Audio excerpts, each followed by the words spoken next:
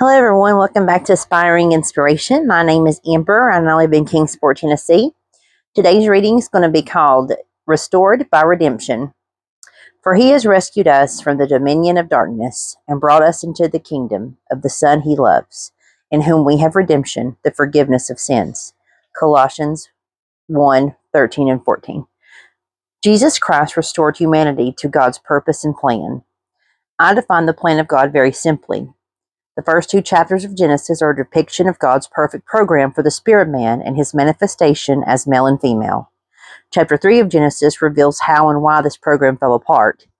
Genesis 3 to Revelation 21, the last chapter of the Bible, explain what God has done and is still doing to restore humanity to his original program and even beyond. The Bible is an account of God's restoration program, which he effected through various covenants with his people.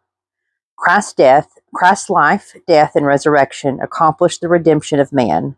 The sacrifice of the perfect man made atonement for the sins of fallen man and restored humanity to the fellowship with God it had enjoyed in the Garden of Eden.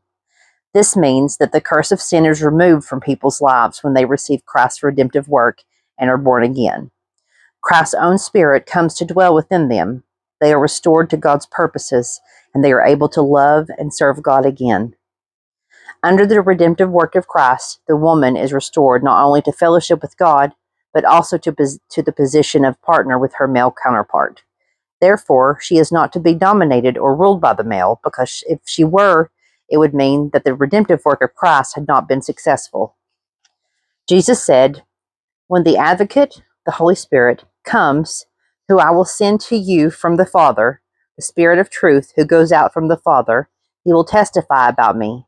And you also must testify, for when you have been with me from the beginning." John chapter 15, verse 26 through 27.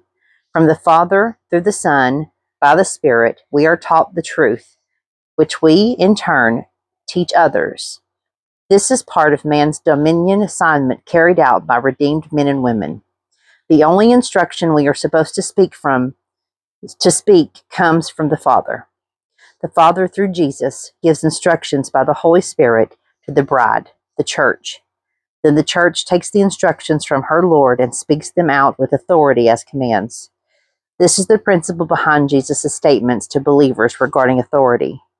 He has given his bride, the church, the authority to use his name to command sickness, disease, demons, and mountains. See Luke chapter 9, verse 1 and 2, Matthew 17:20, Mark 16, 17, and 18. As the bride of Christ, the church has the Father's instruction, authority, and power to speak and act with boldness in the world.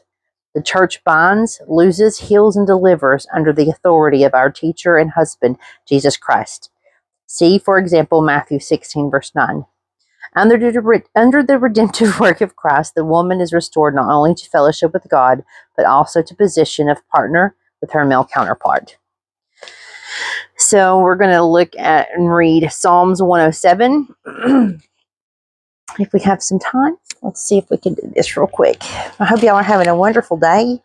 I did. I had a couple of signings today. I had to go all the way out to Greenville first, and then I went all the way out to Irwin, but it was worthwhile. Anyhow, we met some really nice people. Okay, let's see here. I'm sorry. I'm taking a long time to get to this book. All right, here we go.